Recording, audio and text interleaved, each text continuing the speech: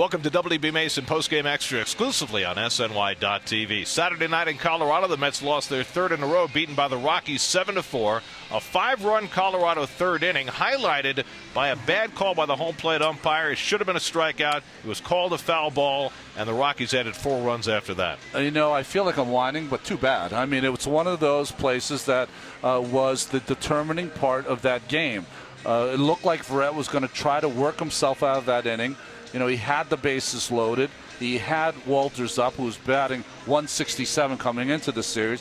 He strikes him out. He would have had the pitcher up, a chance to get out of the inning. It didn't happen for him, and the Mets' end result is that Harvey gives up 5 runs in the first start. Verrett gives up 7 runs, and the Mets could never come back from those deficits. I said, well, if the hitter fouls the ball off, he's going to point to the ground or he's going to say something. He turned around and walked out, and he said, well, I heard it. And I said, well, you couldn't have heard it because he didn't foul it off. So that's what I told him. It doesn't matter. You know? Doesn't matter what I said. Doesn't matter what he heard. You know, call stood, replays dictated. I mean, you can't challenge it. Cost us a game. End of story. I was really shocked. I obviously it didn't touch his bat. Wasn't a foul ball. Pretty clear to me. Pretty bold call by him, I would say. I mean, unless you're dead certain that he tipped the ball, I don't know how you call it in that situation. Big out for us, if we get him out. I mean, that's 2 outs there with the pitcher coming up. I was really surprised. I mean, the umpire started waving his arms immediately, and I was a little caught off guard and really know what he saw. And then I, quickly realized he was calling foul tip, and I just really taken back.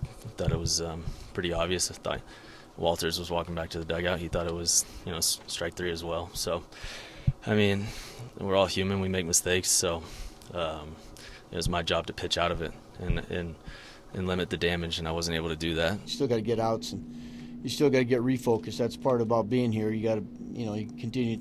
He just, tough for him tonight. He hadn't pitched in a few days, and, he's better than the way he, pitched tonight. His command was off, but I give him the fact that he hasn't been out in there in a while. So. Mets bullpen was fantastic after that. They threw 5 in the third innings, a scoreless ball, and the Mets made a 7-1 game, 7-4 on a Neil Walker home run and a couple more runs, but they couldn't get over the hump. Yeah, they did some good things, but 4 runs is not a lot of runs in this ballpark. A good sign, 13 hits today, but still not the ability to drive runs in. They were a little better with runners in scoring position tonight, but they need a big game. You got to have a win going into the series with the Nationals, and you got to have a win against this Rockies team that is, hovering around 500.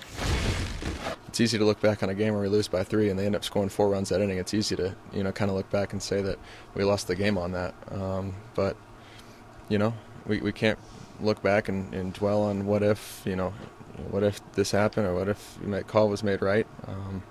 It was what it was, and we kind of just had to deal with it and kind of just had an uphill battle from there. And, I thought we battled well.